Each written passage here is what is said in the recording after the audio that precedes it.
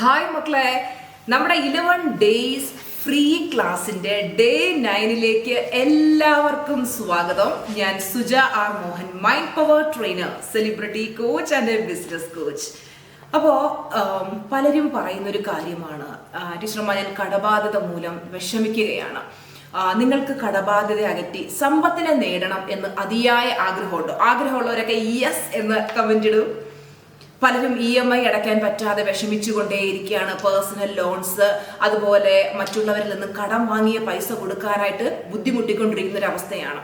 അപ്പോൾ നമുക്ക് കടം എങ്ങനെ ഒഴിവാക്കാം എന്നുള്ള 5 പവർഫുൾ സ്റ്റെപ്സ് ആണ് ഇന്ന് ഞാൻ നിങ്ങൾക്ക് പറഞ്ഞു തരാൻ പോകുന്നത് കേട്ടോ. അപ്പോൾ ഫുള്ള് വീഡിയോ കാണുക, ശ്രദ്ധിച്ച് ഓരോ പോയിന്റ്സും എഴുതിയെടുക്കണേ.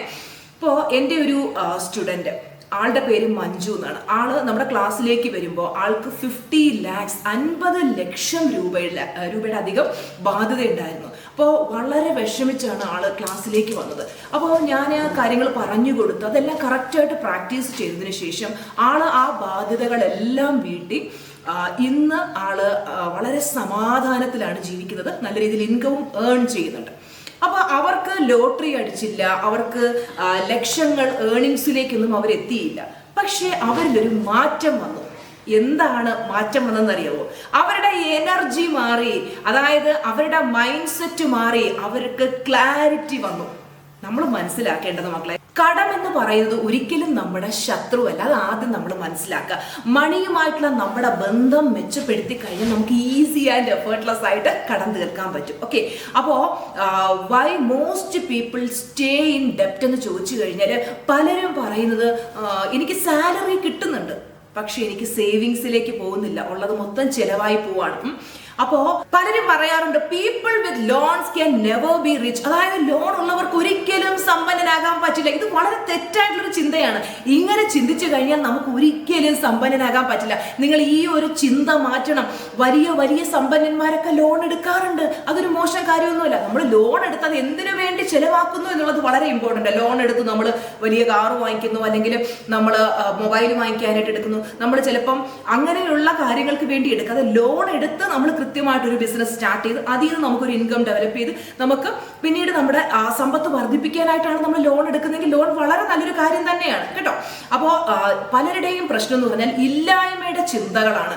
അതായത് ഇല്ലായ്മയുടെ ചിന്തയാണ്. എൻ്റെ കയ്യിൽ പൈസ ഇല്ലല്ലോ, ദാരിദ്ര്യമാണല്ലോ, ഇങ്ങനെ നിരന്തരം ചിന്തിച്ചു കൊണ്ടിരുന്നാൽ കൂടുതൽ കൂടുതൽ ഇല്ലായ്മയെ നമ്മൾ നമ്മുടെ ലൈഫിലേക്ക് അട്രാക്ട് ചെയ്തുകൊണ്ടിരിക്കും. അറിയാമല്ലോ, ലോ ഓഫ് അട്രാക്ഷൻ എപ്പോഴും വർക്ക് ചെയ്യുന്നുണ്ട്. നമ്മൾ കൂടുതൽ കൂടുതൽ ഇല്ലായ്മയിലേക്ക് ഫോക്കസ് ചെയ്താൽ അത് വർദ്ധിച്ചുകൊണ്ടേയിരിക്കും. അതുപോലെ തന്നെ ചിലർക്ക് എപ്പോഴും കടത്തെപ്പറ്റി മാത്രമാണ് ചിന്ത. അയ്യോ, എനിക്ക് 5 ലക്ഷം രൂപയുടെ കടമുണ്ട്, 10 ലക്ഷം രൂപയുടെ അല്ലെങ്കിൽ 1 കോടി രൂപയുടെ കടമുണ്ട്, ഞാനത് എങ്ങനെ തീർക്കും? മക്കളെ, എപ്പോഴും നമ്മൾ ഈ കടത്തെപ്പറ്റി ചിന്തിച്ചു കൊണ്ടിരുന്നാൽ അത് കൂടുക തന്നെ ചെയ്യും. എപ്പോഴും നിങ്ങൾ അഫർമേഷനായിട്ട് പറയണം, എഴുതിക്കോളൂ. First affirmation, I am a money magnet. I am a money magnet. അതുപോലെ money flows to me easily. എന്നിലേക്ക് അനായാസേന സമ്പത്ത് വന്നുകൊണ്ടിരിക്കുന്നു. ഞാൻ പണത്തെ ആകർഷിക്കുന്ന ഒരു കാന്തമാണ്. I deserve to be rich. സമ്പന്നനാകുക എന്നുള്ളത് എൻ്റെ ജന്മാവകാശമാണ്. ഇത് ആവർത്തിച്ചു പറയണം. പറഞ്ഞാൽ മാത്രം പോരെ, വിശ്വാസത്തോടെ പറയണം.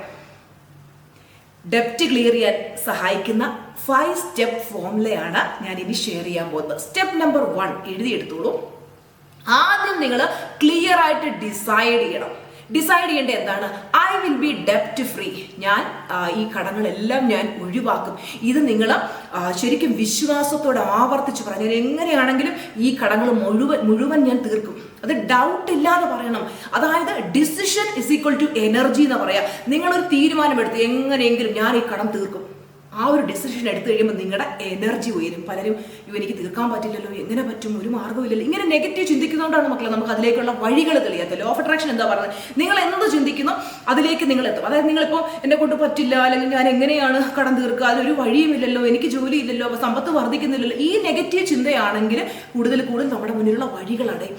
തിരിച്ച് നമ്മൾ പോസിറ്റീവായിട്ട് ചിന്തിക്കുക. എങ്ങനെയാണെങ്കിലും അതായത് നമുക്ക് ക്ലിയർ ആയിട്ടൊരു ഡിസിഷൻ എടുക്കണം. ഞാൻ എന്തായാലും എൻ്റെ കടം തീർത്തിരിക്കും. ഇതാണ് first step.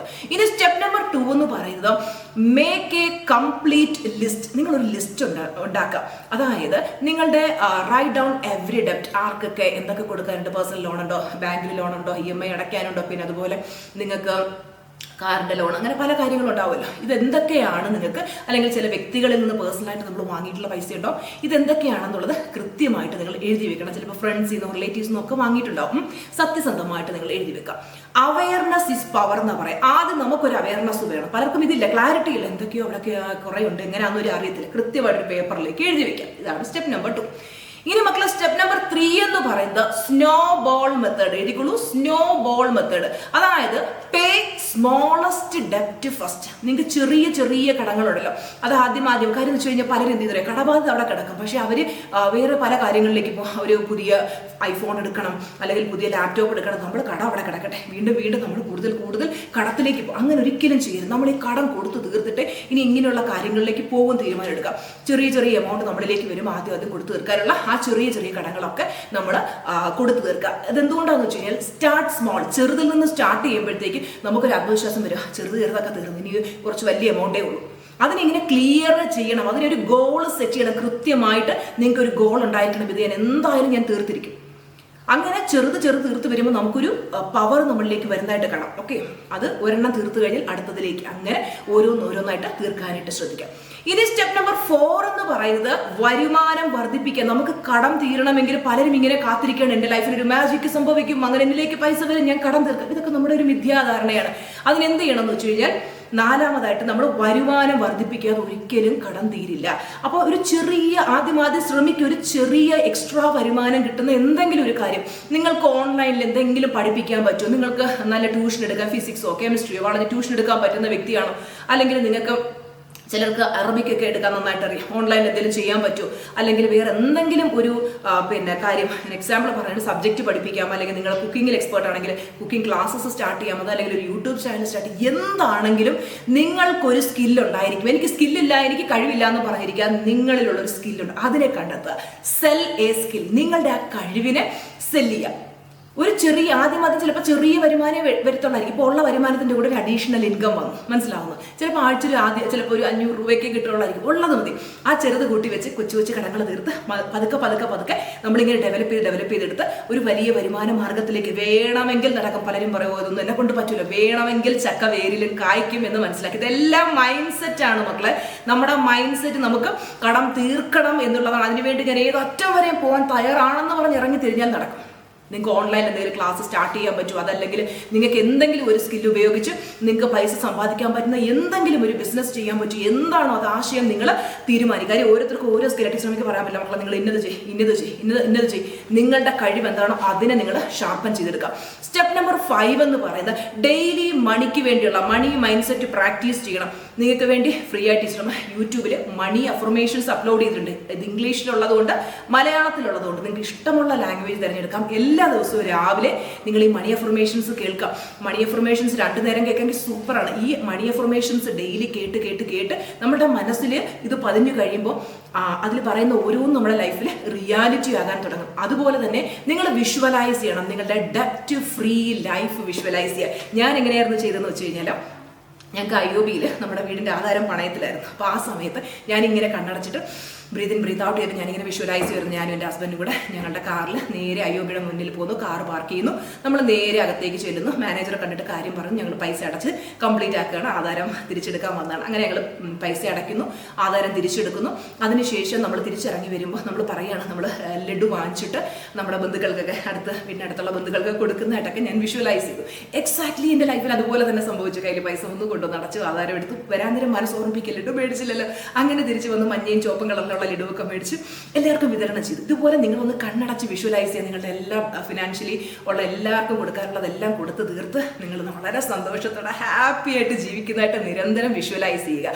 Law of attraction പറയുന്നത്, അതായത് നിങ്ങൾ എന്താണോ നിങ്ങൾക്ക് വേണ്ടത് അതല്ല നിങ്ങൾ അട്രാക്ട് ചെയ്യാൻ പോകുന്നത്. വാട്ട് യു ഫീൽ, നിങ്ങൾ എന്താണ് ഫീൽ ചെയ്യുന്നത് അതാണ് നിങ്ങൾ അട്രാക്ട് ചെയ്യാൻ പോകുന്നത്. അതായത് കടബാധ ഉണ്ടെങ്കിൽ എപ്പോഴും സ്ട്രെസ്സും ഫിയറും ടെൻഷനും ഗിൽറ്റും ഇതെല്ലാം കൊണ്ട് നടന്നിട്ട് പല പ്രാക്ടീസും ചെയ്യും. എന്നിട്ട് പറയും, 2 കപ്പ് മെത്തേഡ് ഞാൻ ചെയ്തു, എനിക്ക് നടന്നില്ല. പില്ലോ ടെക്നിക്ക് ചെയ്തു, എനിക്ക് നടന്നില്ല. ഞാൻ കുറേ നാളുകൊണ്ട് ഇത് കേൾക്കുന്നുണ്ട്, മണി അഫർമേഷൻ കേൾക്കുന്നുണ്ട്, എനിക്ക് നടക്കുന്നില്ല. മൈൻഡ് സെറ്റ് ആണ് പ്രധാനം. മൈൻഡ് സെറ്റ് മുഖ്യം ബിഗിലെ എന്ന് പറയത്തില്ല. അതുപോലെ നമുക്ക് മൈൻഡ് സെറ്റ് ആണ് ഏറ്റവും ഇമ്പോർട്ടൻറ്റ്. മൈൻഡ് സെറ്റ് നെഗറ്റീവ് വെച്ചിട്ട് എന്നെ കൊണ്ടൊന്നും പറ്റൂല, എനിക്കൊരു വഴിയില്ല, ഇങ്ങനെ നെഗറ്റീവ് ചിന്തിച്ചിട്ട് നിങ്ങൾ ഈ പ്രാക്ടീസ് ഇത് കേട്ടാൽ നടക്കില്ല. പോസിറ്റീവ് മൈൻഡ് സെറ്റിലേക്ക് എത്തി എന്നെ കൊണ്ടത് പറ്റും. ഒരു സ്ട്രെസ്സും ടെൻഷനും ഒന്നും എടുക്കുന്നത് കൂൾ റിലാക്സ് ആയിരിക്കും. ഇപ്പോൾ പലരും പറയും ടീച്ചറമ്മയ്ക്ക് അതൊക്കെ പറയാം, ഫിനാൻഷ്യൽ ബ്ലെസ്സിങ്സ് ഉള്ളപ്പോൾ സമാധാനത്തിൽ ഇരിക്കാൻ പറ്റില്ല. ഇതും തെറ്റായ ഒരു ചിന്തയാണ്. ഫിനാൻഷ്യൽ ബ്ലെസ്സിങ്സ് ഞാൻ തീർക്കും, ഞാൻ സമാധാനത്തോടെ ഇരിക്കും, ഞാൻ സന്തോഷത്തോടെ ഇരിക്കും, ഞാൻ എൻ്റെ ലൈഫ് സെലിബ്രേറ്റ് ചെയ്യും, എൻ്റെ ലൈഫിലെ ഓരോ മൊമെന്റിനെയും ഞാൻ ഏറ്റവും അടിപൊളിയാക്കും എന്ന് തീരുമാനിച്ചാൽ നടക്കും. എനിക്കും ഉണ്ടായിരുന്നു ഫിനാൻഷ്യൽ ബ്ലെസ്സിങ്സ്, ഒരുപാട് ഫിനാൻഷ്യൽ ബ്ലെസ്സിങ്സ് ഉണ്ടായിരുന്നു. ഫിനാൻഷ്യൽ ബ്ലെസ്സിങ്സ് എന്ന് പറയുമ്പോൾ ചിലർക്ക് മനസ്സിലാവില്ല, കടബാധ്യതയും ഞങ്ങൾ ക്ലാസ്സിൽ പറയുന്ന ഒരു ടേമാണ് കേട്ടോ.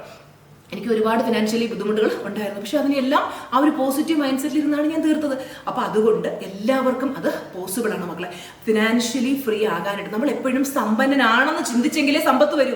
അല്ലാതെ എൻ്റെ കയ്യിൽ ബുദ്ധിമുട്ടാണ്, എനിക്ക് ഇത്ര സാലറിയേ ഉള്ളൂ, എനിക്ക് കഷ്ടപ്പാടാണ് എന്നാണ്, ദാരിദ്ര്യമാണ് എന്ന് ചിന്തിച്ചാൽ കൂടുതൽ നമ്മൾ ആ മോശം അവസ്ഥയെ ആകർഷിച്ചു കൊണ്ടിരിക്കും. അതുകൊണ്ട് വളരെ റിലാക്സ്ഡ് ആയിരിക്കുക, പോസിറ്റീവ് ആയിട്ടിരിക്കുക, ഹാപ്പി ആയിട്ടിരുന്നാൽ നമുക്ക് പൈസയെ അട്രാക്ട് ചെയ്യാൻ പറ്റും. ഇനി നിങ്ങൾക്ക് ഡെപ്റ്റ് ഫ്രീ ആകാനുള്ള ഒരു ആക്ഷൻ പ്ലാൻ ടീച്ചർമ്മ പറഞ്ഞുതരാം. എല്ലാവരും എഴുതിക്കേ യുവർ ഡെപ്റ്റ് ഫ്രീ ആക്ഷൻ പ്ലാൻ. ഒന്നാമത്തത് എഴുതിക്കേ മൈ ടോട്ടൽ ഡെപ്റ്റ് ഈസ് ₹. എൻ്റെ ടോട്ടൽ കടം എന്ന് പറഞ്ഞത് ഇത്രയാണ്, എഴുതുക. രണ്ടാമത്തത് I will clear it by dash date, അതായത് ഞാൻ ഈ ഡേറ്റിനുള്ളിൽ ആ ഡെപ്റ്റ് ഞാൻ ക്ലിയർ ചെയ്യും. I will clear it by dash, ആ ഡേറ്റ് ആണ് അവിടെ, ആ ഡാഷിൻ്റെ അടുത്ത് നിങ്ങൾ എഴുതേണ്ടത്. എന്നിട്ട് മൂന്നാമത്തെ സ്റ്റെപ്പ് എഴുതുക ഐ ഫോളോ 5 steps ഡെയിലി. ഇന്ന് ഞാൻ പറഞ്ഞ 5 steps നിങ്ങൾ ഡെയിലി ഫോളോ ചെയ്യുക. നാലാമത്തേന്ന് പറഞ്ഞാൽ I believe I am financially free. ഞാൻ ഫിനാൻഷ്യലി ഫ്രീ ആണെന്ന് ഞാൻ എപ്പോഴും വിശ്വസിക്കും, അത് തന്നെ എൻ്റെ മനസ്സിനോട് ആവർത്തിച്ച് പറഞ്ഞുകൊണ്ടിരിക്കും. അഞ്ചാമത്തത് I am ready to receive more money. കൂടുതൽ സമ്പത്ത് നേടാനായിട്ട് ഞാൻ റെഡിയാണ്. ഈ 5 കാര്യങ്ങൾ നിങ്ങൾ ചെയ്ത് നോക്കൂ മക്കളെ. നിങ്ങളൊരു പവർഫുൾ ക്രിയേറ്ററാണ്. നിങ്ങൾ എന്ത് വേണമെന്ന് വെച്ചാലും അത് നടക്കും. നിങ്ങൾ ഏത് ഡേറ്റിനകത്ത് നിങ്ങളുടെ ഫിനാൻഷ്യൽ ബ്ലെസ്സിങ് അല്ലെങ്കിൽ ആ ഫിനാൻഷ്യലി ഉള്ള ബുദ്ധിമുട്ട് അല്ലെങ്കിൽ ഡെപ്റ്റ് നിങ്ങൾ ഏത് ഡേറ്റിനുള്ളിൽ തീർക്കും എന്ന് കമൻറ്റിലിടും. തീർച്ചയായിട്ടും നിങ്ങൾക്ക് അതൊരു വഴി തെളിയും. ഞാൻ ഈ പറഞ്ഞു തന്ന കാര്യങ്ങൾ ചെയ്യുമ്പോൾ നിങ്ങൾക്ക് അത് തീർക്കാൻ സഹായിക്കുന്ന വ്യക്തികൾ, സാഹചര്യങ്ങൾ, സന്ദർഭങ്ങൾ നിങ്ങളിലേക്ക് കണക്ട്, നിങ്ങൾ തീർച്ചയായിട്ടും അത് തീർത്തിരിക്കും. അത് തീർത്ത് കഴിയുമ്പോൾ ടീച്ചർ തീർച്ചയായിട്ടും ഹാപ്പിനെസ് ഷെയർ ചെയ്യണം. അപ്പോൾ നമുക്ക് അടുത്ത ക്ലാസ്സിൽ കാണാം. Bye bye, love you all, blessings.